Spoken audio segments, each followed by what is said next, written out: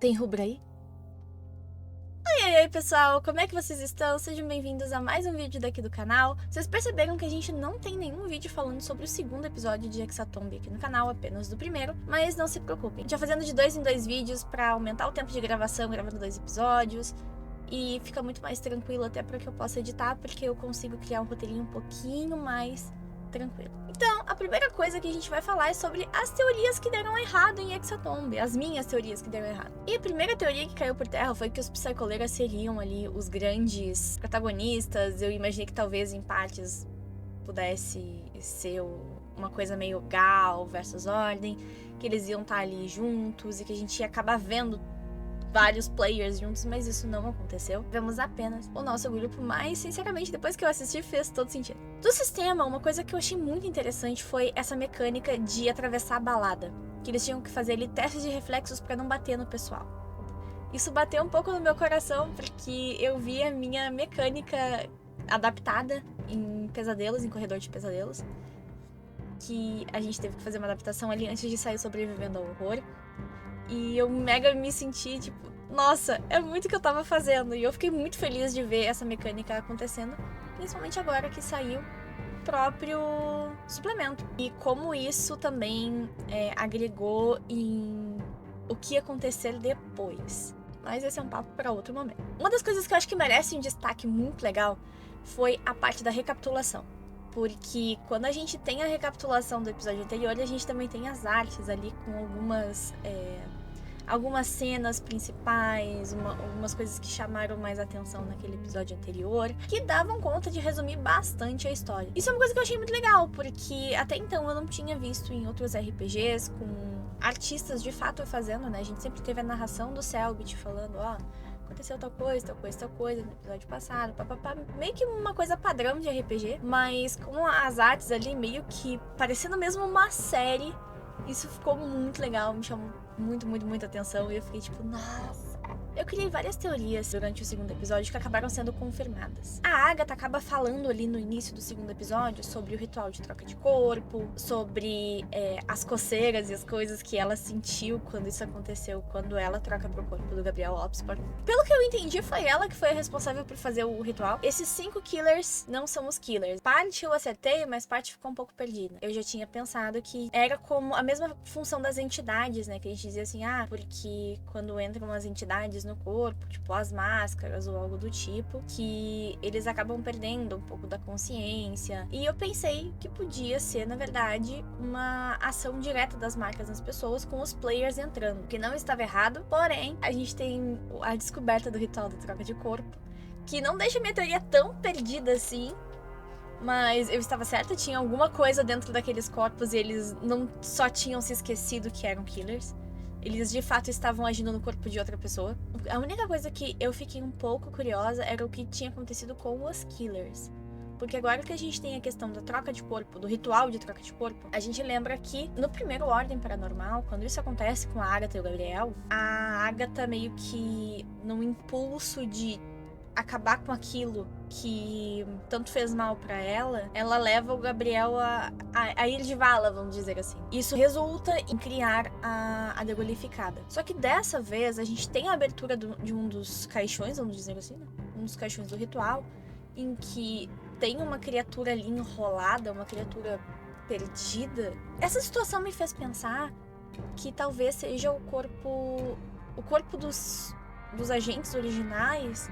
Ele não está sendo ocupado pelos killers. Talvez a troca de corpo tenha dado errado de alguma forma.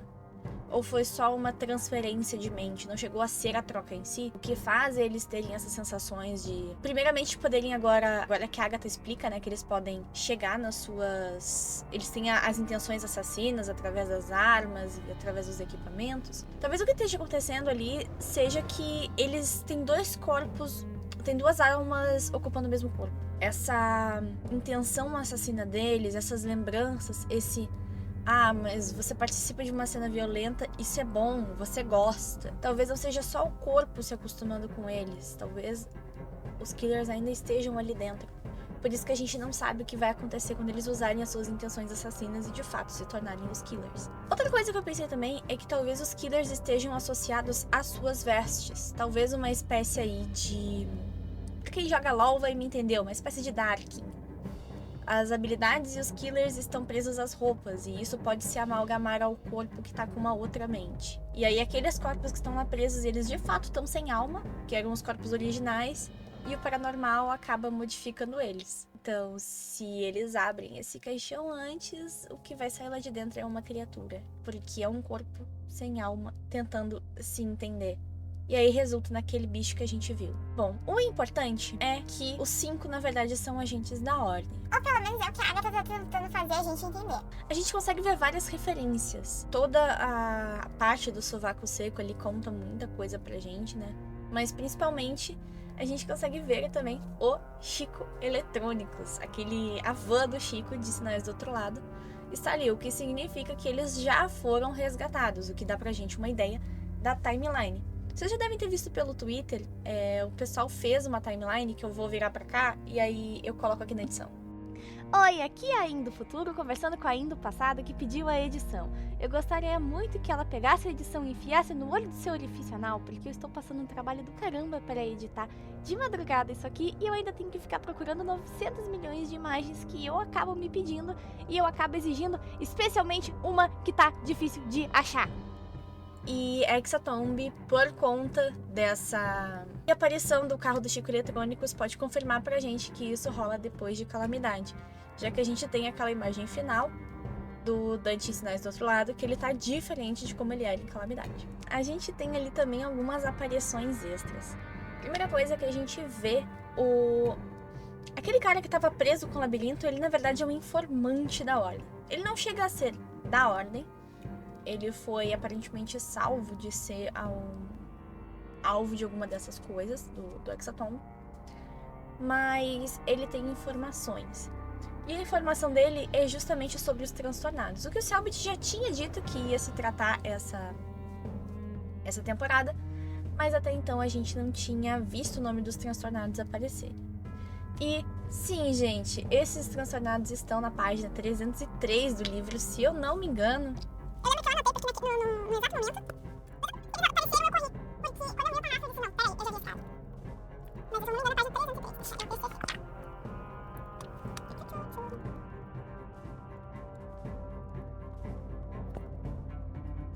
Eu pensei. Então, galera, Os transtornados que vão aparecer, eles de fato já estão no livro. Eles estão no livro base de Ordem. Eles são conhecidos por torturar... Já tá tudo marcado aqui, peço desculpas. Tá tudo cheio de marcação. Mas os transtornados, eles aparecem na lore de Ordem Paranormal, justamente porque eles são responsáveis por torturar a Agatha ou algo do tipo. Eles estão na página 303 do livro e são exatamente... pra cá? Não, esses são os Isídios. Eles são exatamente os 3 que aparecem em Hexatomb. Aqui, eles não aparecem com nome, tá? não, isso bate no microfone. Mas a descrição que dá aqui dos transtornados, que a gente tem aqui no livro, é exatamente a descrição que o informante vai dar pra eles. Então, tudo que tá aqui, tudo que ele fala lá, tá aqui nesse livro, que é o livro base de Ordem Paranormal do RPG.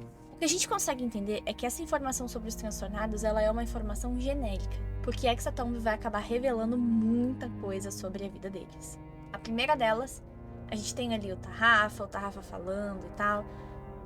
Eles não parecem ser tão brutos quanto as descrições davam. Claro que eles gostam ali de ter aquela questão de sentir dor e de papapá, mas eles pareceram muito mais tranquilos do que as descrições batiam. Eles pareceram muito mais humanos. Tem uma coisa que não sai da minha cabeça, que é o cara com a gaiola na cabeça. Ao longo do tempo, né, a gente vai descobrindo que tudo que os transtornados... Todos os locais que os transtornados acabam tomando são lugares abandonados. E, curiosamente, a gente tem uma indústria que está fazendo reformas e sempre acaba ou abandonando, alguma coisa acontece que não é finalizado, que é as indústrias Obspor. Curioso eu falar nesse nome, né? Porque o cara da gaiola na cabeça se chama Giovanni Obspor. Ele é o pai do Gabriel. O que faz sentido agora, se a gente pensar na lore, que eles tenham conexão com a Agatha. Talvez seja um desespero dele de correr atrás do filho. Talvez ele já saiba o que tem acontecido com o Gabriel. Eu não sei se ele talvez queira o pacto pra realizar o desejo de ter o Gabriel de volta. Ou ele tentou, sei lá, torturar a Agatha pra ver se a mente dela saía do corpo pro Gabriel voltar. Eu não sei exatamente o que aconteceu nesse ponto. E eu tenho muitas teorias nessa parte. Mas partindo que o Giovanni Obspor seja o cabeça dos transtornados, faz muito sentido a conexão deles com a Agatha. Inclusive, tem uma coisa que eu fiquei pensando muito. Se vocês olharem o design do Giovanni, vocês vão me entender. O Giovanni, ele não parece estar sofrendo dor constantemente. Isso pode ser uma coisa da minha cabeça, pode ser uma má leitura minha, mas se a gente pensar, o Tarrafa... Bom, eu não preciso falar, né? Eu acho que vocês entendem a questão do Tarrafa, por onde ele sente dor. Sem contar aquela mania dele estranha de comer coisas estilo o rico dos pinguins de Madagascar. O terceiro deles, ele usa um pacote na cabeça que a gente sabe agora que foi uma briga aí entre ele e o Dalmo. Mas ele tem os arames farpados em volta do corpo e tal. Já o Giovanni, é o que o Selbit fala, né? Ele parece ser muito mais requintado. E ele até tem os arames farpados ali na volta do braço, umas coisas caídas. Mas essa gaiola na cabeça não tá apertando. É só uma gaiola aberta, com espinhos pra fora. Ela dá muito a intenção de quem? Uma intenção de dor. A menos que aquilo esteja, sei lá, cravado no meio do cérebro dele, que já teria matado ele, mas... Essa gaiola me dá muito mais a intenção de que eu estou simulando e talvez ele não seja tão sádico por dor assim, ele só esteja manipulando todo mundo pra tentar chegar no objetivo dele. Tanto que quando ele fala ali com o pessoal, explicando como é que funciona, como é que vai funcionar o Hexatomb e fazendo ali as regras de acordo, tinha uma regra em que se um deles morresse, o Giovanni ocuparia aquele lugar. Então ele mostra que ele não se importa nem com o Tarrafa e nem com o Mosto. Ele só se importa com o objetivo final dele, que é realizar o desejo. Então será que ele realmente faz parte de um grupo que quer ser... que tem esse gosto pela dor? Ou ele tá manipulando todo mundo só pra chegar no objetivo final dele, que é talvez reencontrar o filho? Bom, o Giovanni, ele acaba contando ali a história do Hexatomb, como é que tem que acontecer e que precisa se chamar a atenção do selo para que o portal se abra. Apesar de muitas coisas acontecendo ali no Demonica Club e da luta que foi para eles entrarem, a gente descobre também que o cara que a Kimi matou era muito, muito, muito importante, o Kahara. Ele fazia parte desses tornados, tanto que era por isso que ele tinha as marcas, né, de pregos na cabeça. Uma referência ali meio velha ao Frankenstein, mas vamos deixar passar. Ele acaba explicando que vai ter algumas coisas acontecendo para que eles aproveitassem o show. Nessa questão de aproveitar o show, algumas coisas acontecem, né? A gente tem uma mecânica ali de entreter o público, porque Jay é obrigado a fazer isso. Mas o tempo todo que eles estão ali dentro, existe uma palavra que é meio que a chave de estar lá dentro. Rubra.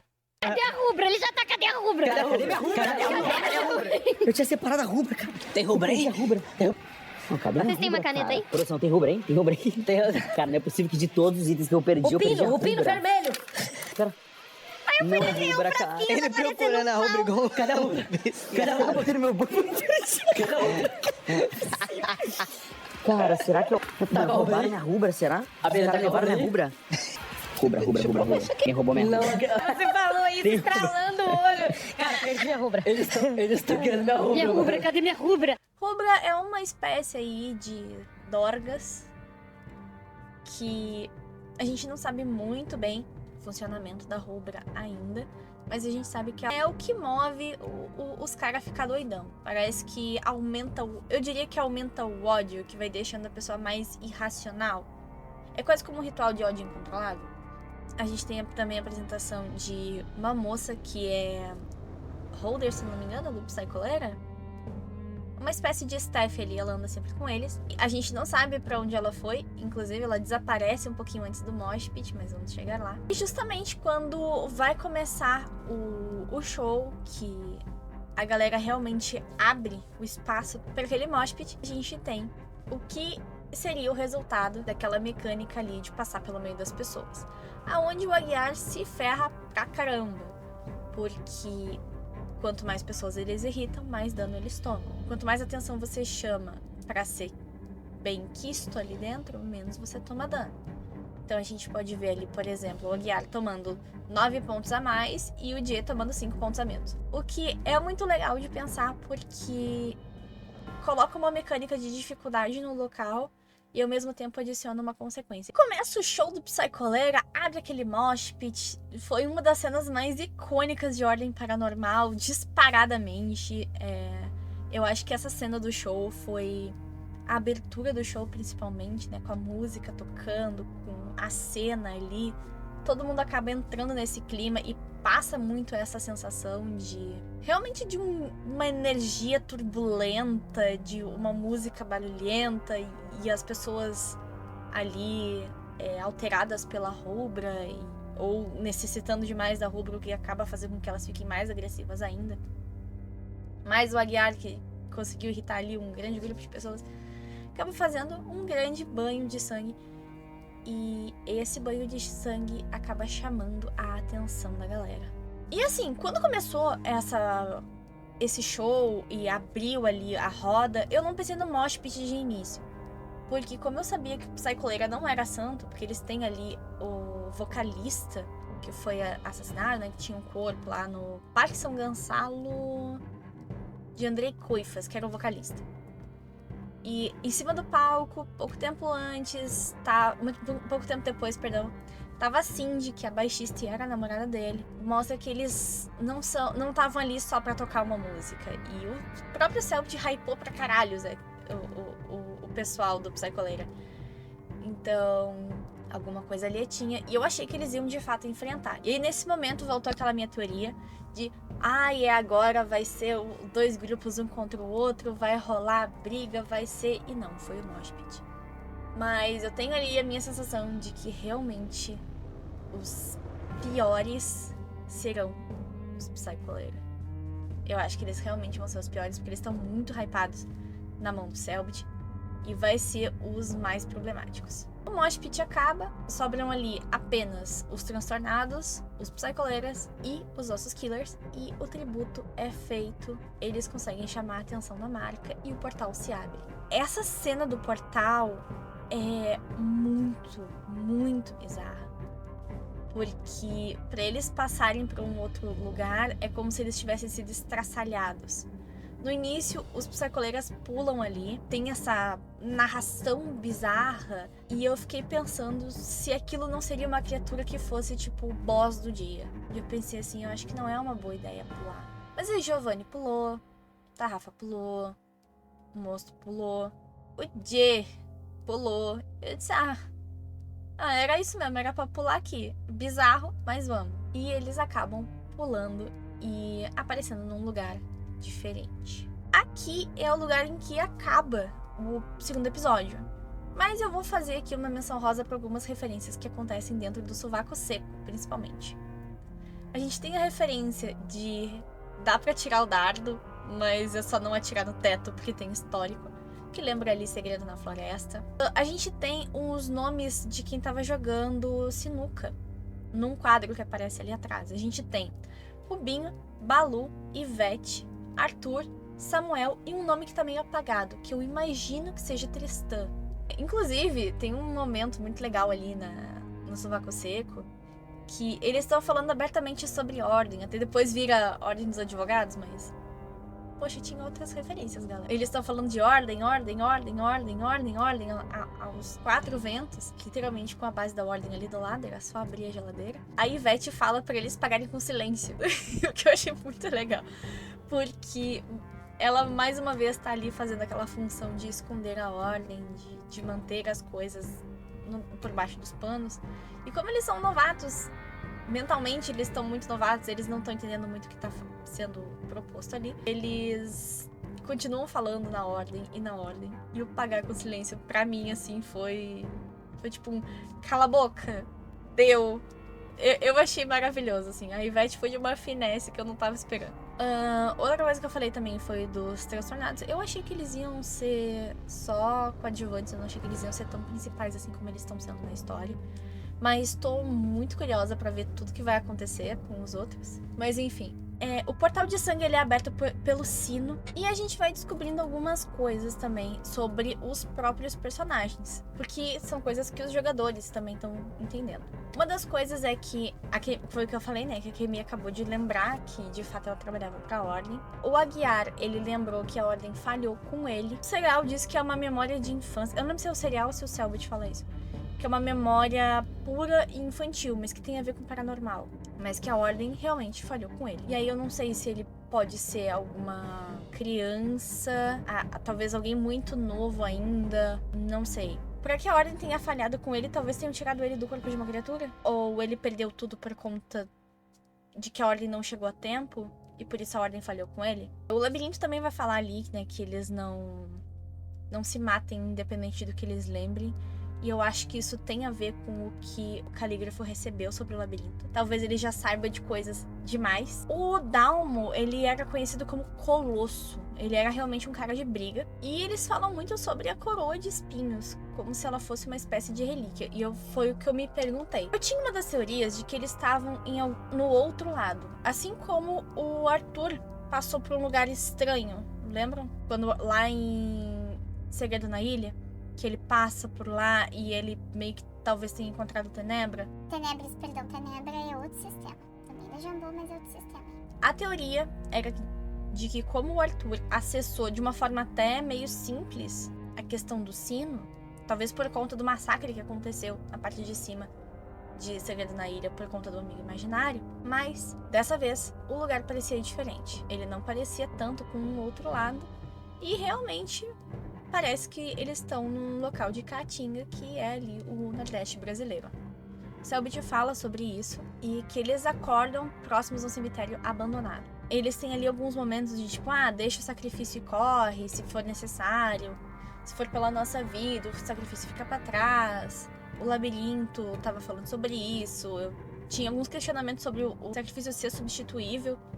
Se era possível isso, se tinha que ser uma equipe completa a estar ali. Foram coisas que aos poucos foram aparecendo, mas conforme eles foram andando até a casa e lendo as regras ali na casa, ficou claro que sim, precisam ser eles e precisa ser aquele sacrifício. Sacrifício esse que resolveu caminhar pra caramba e dá muito trabalho. É aqui que a gente tem uma grande abertura mecânica nova pra Ordem Paranormal, que é o crescimento de base. Selbit com certeza tá gostando aí de jogos como Dead by Daylight, Seven Days to Die, que é de temática zumbi, ou até mesmo o State of Decay, eu acho que seria mais a cara dessa mecânica que ele colocou. A gente acaba entendendo que eles vão ter que fazer um forte, uma espécie de forte.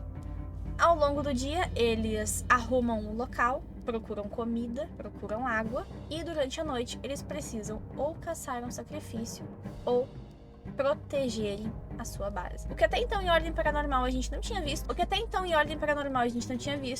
Porque o que tinha de base da Ordem era o sovaco seco, aquela parte lá de baixo, e tudo se resumia a isso. Mas agora a gente pode buildar a nossa base.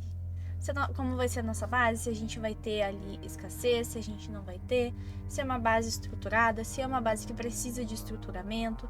Principalmente se a gente tiver ali alguma aventura que seja mais longa, talvez esse processo se torne muito mais interessante, de se desprender daquela Ordo Realitas que a gente conhece, daquela sala do Veríssimo, e fazer uma base um pouco mais trabalhada. Apesar de ser um lugar sobre sacrifícios e matança, também é um lugar de sobrevivência. É o que ele sobrevive o mais forte ou talvez o mais esperto. Até então, Ordem Paranormal tinha ali alguns... se você não comesse, ia receber menos 10 em tal coisa, receber menos 5 em tal coisa, jogar com um dado a menos. Eu não me lembro muito bem a regra de cabeça. Mas tinham aquelas coisas pra gente não comer ao longo do dia, que acabavam não sendo tão importantes assim, porque era só fazer uma pausa e descanso, e às vezes acabava que o jogo se tornava uma coisa muito frenética de atraso do paranormal e esquecer que os agentes são humanos. Hexatomb lembra isso. Ele traz uma parte mais selvagem da humanidade. Porque a parte mais natural do ser humano, vamos dizer assim, tem a ver com os seus sentimentos, mas também com as necessidades daquele corpo. Enquanto a Ordo Realitas e as missões que a gente vê até então colocam esse tipo de coisa de lado, às vezes a gente acaba pulando cenas de comida, a gente acaba deixando isso muito por cima. Hexatomb traz isso como uma coisa primordial. Porque se não comer, vai perder 10 pontos de vida. Se não beber, vai perder 10 pontos de determinação. E conforme for comendo e bebendo, a gente já consegue ver ali no final desse terceiro episódio, quem consegue mais do que o simples e necessário também vai ter ali algumas bonificações. Tem uma fala dentro de Hexatomb desse terceiro episódio que fala sobre ocultistas comumente usarem do paranormal para criarem pequenos cultos, para serem adorados como deuses ou como santos. E a gente é apresentado a isso com o Serafim Vermelho. A gente não sabe quem é o Serafim Vermelho. Talvez seja uma aparição do diabo num corpo, porque a gente tem ali o cara fazendo o símbolo, né? Fazendo esse símbolo aqui. A gente tem a imagem do cara fazendo esse símbolo.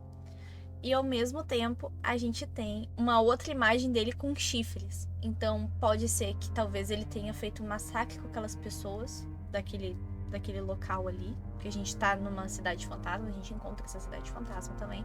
Ou ele fez um massacre para entrar pro Hexatomb naquele local. Ou talvez aquelas pessoas tenham sido vítimas de alguma forma dele, acreditaram que estavam sendo salvos e por algum motivo pereceram ou talvez abandonaram o local por alguma outra coisa. Mas ele é o grande santo daquele local. Dá pra ver que tem muita foto, muitas imagens, o símbolo de sangue distorcido como se fosse uma espécie de cruz. Dá pra ver também que tinha algum festival, alguma coisa acontecendo, porque tinham vários bonequinhos entalhados. E é onde a gente acaba encontrando os bonequinhos, alguns com chifres. E uma das coisas que o pessoal percebe é que eles estão sendo vigiados. Encontram penas de pássaros. Acaba aparecendo ali um bicho sendo atacado por uma espécie de cara cangaceiro, né? Dá a impressão de ser o chapéu do cangaço, né? E eu tenho pra mim que o bicho que ele atirou era um liderê. Ou esse bicho aqui que veio no Sobrevivendo ao Horror. Imagina só! Posso estar extremamente errado, pode ser só eu vendo um liderê onde não tem. Não! Uma das coisas também desse festival e desse vilarejo é que tem alguns lugares com posters colados de um circo que passou em 1966. Na verdade, assim, a gente não sabe se foi em 1966 que o banner fala que é uma experiência que você vai lembrar mesmo depois dos anos 2000. Então, talvez tenha sido neste ano mesmo. O time acaba se separando, né? Eles acabam parte ficando na casa para fazer algumas melhorias para eles conseguirem ficar ali. Enquanto outra parte vai para esse vilarejo e acaba encontrando essas coisas. Esses que estão no vilarejo, que foi Jay a guiar, se eu não me engano, eles acabam encontrando um grupo, uma equipe rival que possui carros. E uma coisa meio estilo Mad Max, assim. A gente encontra também o Tarrafa fugindo pela vida dele. Só que o Tarrafa foi abatido. Infelizmente, o nosso Tarrafa passa dessa pra melhor. E a gente vai pra 2 de 3 transtornados aparecendo. Eles também acabam encontrando, né, o sacrifício. E é aqui que começam algumas teorias minhas.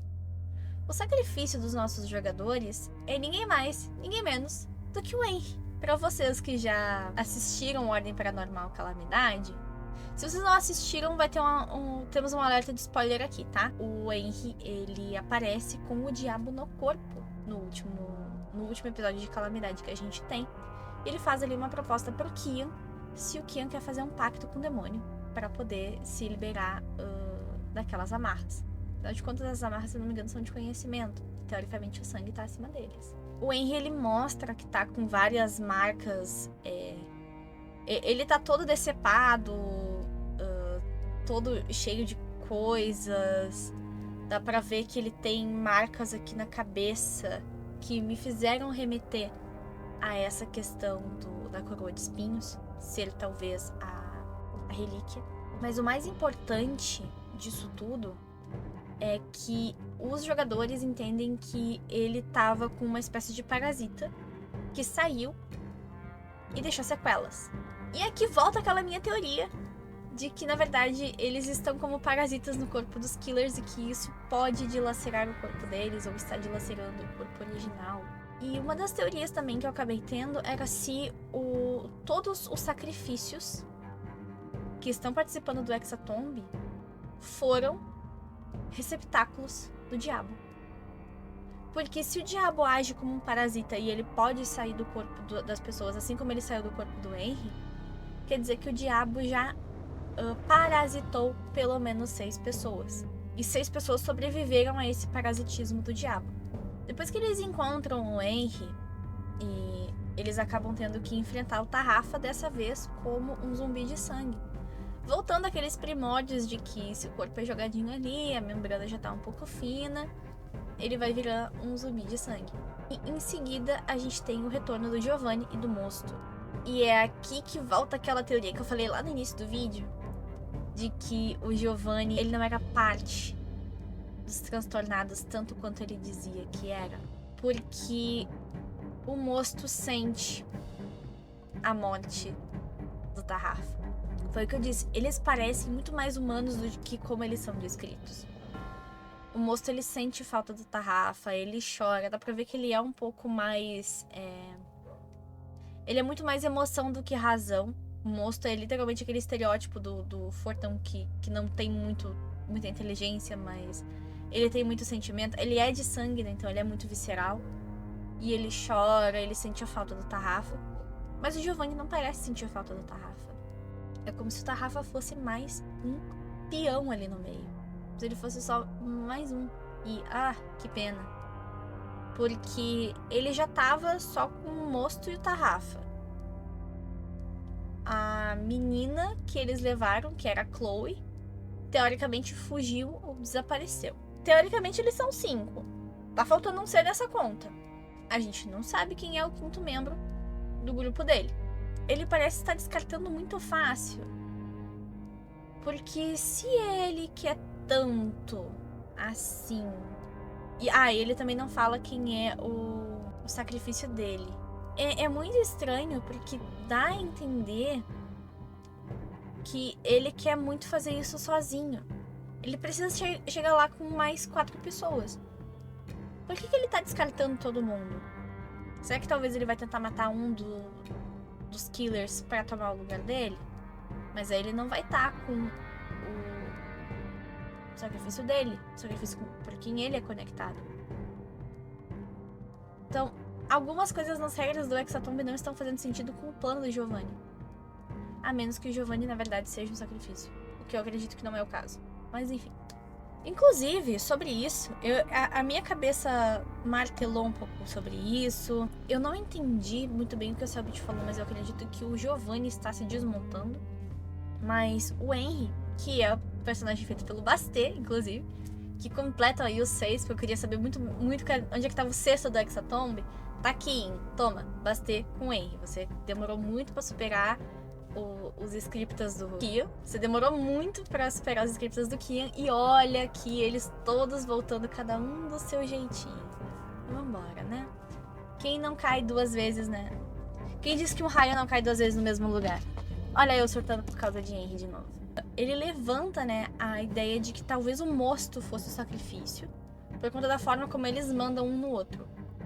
Eu discordo do Bastet, porque eu acho que o Mosto não é o sacrifício, porque ele também tem essa reação com o Tarrafa. Então, pra mim, eu acho que o Henry tá errado. E, na verdade, é só o Giovanni querendo mandar e controlar em tudo pra que ele garanta que ele chegue entre as 6 pessoas necessárias para estar no final do Hexatombe. Enfim, a noite 1, aonde um grupo é atacado. A gente acaba descobrindo depois por uma criança que chega ali e toma um tiro da Kemi. Ele não chega a ser uma criança, né? Mas ele é um cara mais novinho.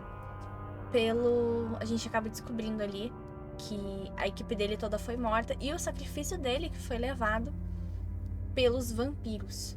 E ele também tem uns mapas ali que conseguem mostrar todo o espaço. Na verdade, era ele, pelo que eu entendi, que estava cuidando dos nossos jogadores, porque ele estava mapeando onde estava cada um e o que cada um fazia. Essa era a função dele. O labirinto, ele entra ali no modo meio stand-by, fazendo uns labirintos pra lá e pra cá, desenhando, num ritual que eu não entendi muito bem qual era, mas que ele continuou fazendo. E em alguns momentos quando ele foi desperto, ele pediu por rubra algumas vezes. Eu não sei se isso tem a ver com o corpo, com a mente do labirinto, que a gente sabe que são pessoas diferentes, né? Às vezes a gente tem a ver com o labirinto. Não sei se tem a ver com o agente da ordem que tá nesse corpo, ou se isso tem a ver com algum outro ritual que ele já tenha feito que remete ele àquele momento da rubra. A gente também tem um problema. 5 águas, 5 comidas, 6 pessoas. E quando o sacrifício é feito, eles recebem uma intenção. Aqueles que consumirem 3 águas e 3 comidas no mesmo dia vão ser recompensadas e vão ter aí a sua intenção cumprida. Porque um sacrifício foi feito. Então, eu acredito que para cada sacrifício feito, vai ter uma intenção. Quanto mais intenções você consegue cumprir, mais você upa. Acaba que alguns bebem água, outros comem, outros bebem água e comem, e eles acabam tendo esse jogo aí na primeira noite. De quem vai perder vida, quem vai perder ponto de determinação, quem vai perder o quê. Uma das coisas que a gente sabe é que agora, no segundo dia, eles vão ter que se preparar para fortificar a sua casa, procurar comida, porque agora eles não vão ter nenhuma, procurar comida e água e se preparar para se proteger durante a noite. Algumas coisas que eu achei interessantes, coisas novas que a gente vai ter o teste de jornada, que é o que acontece com Jay e Aguiar quando eles estão indo pro vilarejo, que é um teste de sobrevivência, da perícia sobrevivência, com um atributo que o jogador escolhe. Se ele vai jogar com intelecto, se ele vai jogar com vontade, se ele vai jogar com agilidade, que parece um pouco com os testes de tormenta de terreno difícil. Mas lá a gente tem que usar uma desculpa para usar uma perícia. E aqui a perícia é dada, só que a gente escolhe o atributo. A gente tem o predador de sangue, que é usado pelo Aguiar. Ele memoriza o cheiro e vai dando um dado mais para rastrear. Que ele usa isso com o cheiro do sangue para tentar rastrear o que mais pra frente ele descobrir que era o Henry. Só que ele acaba falhando ali mesmo tendo um dado a mais, mas eu achei muito interessante porque faz parte dessa de quem é o Aguiar. E o ritual do labirinto, que é o mapa sanguíneo. Ele é um ritual que mostra os seres em um raio de 1 km e seres escondidos passam por um teste de vontade DT25. Isso foi dito pelo Calígrafo. Então, eu meio que anotei na mesma velocidade que ele tava falando. No final, pra gente terminando esse vídeo, né? Os jogadores, eles têm ali algumas questões entre eles. Sobre por que cada um luta. A gente tem que Jay e Kemi lutam por si. O Aguiar, ele luta por aqueles que não sabem da existência do paranormal. E o Dalmo luta por quem precisa dele. A gente não sabe do labirinto. Eu acho também que o Jay fez um ritual em torno da casa, porque eu lembro que o Jay saiu riscando X por todos os lugares. Mais uma vez, eu não assisti Natal Macabro, então eu não sei o que todos esses X significam.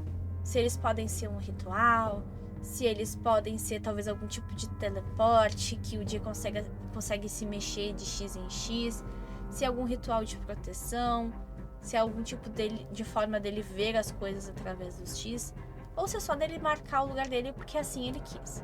Alguma coisa aí tem por trás, se vocês já souberem, deixa aqui nos comentários.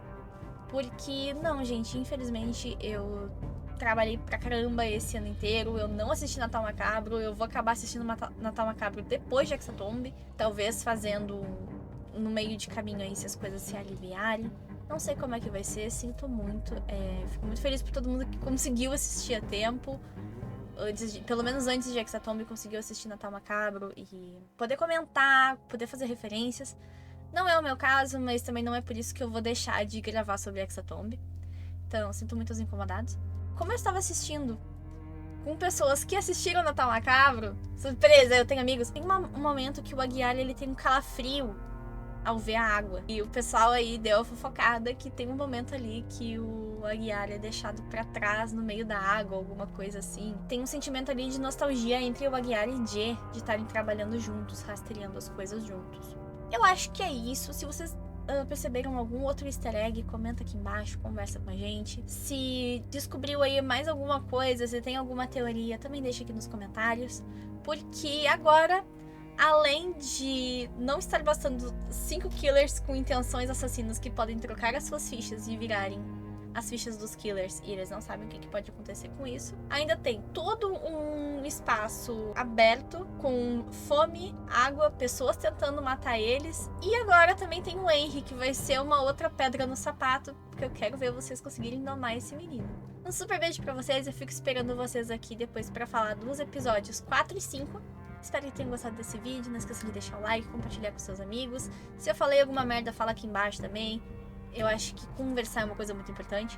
Então deixa tudo aqui que a gente vai conversando, a gente vai resolvendo e também a gente vai fazendo pauta pro próximo vídeo também de Hexatomb. Então vamos sentar todo mundo junto pra assistir aí os próximos episódios de Hexatomb. Não esqueçam de voltar aqui pra ver quais teorias minhas estão certas, o que eu falei aí que de fato bateu, se eu falei alguma coisa que é muita besteira, muita merda.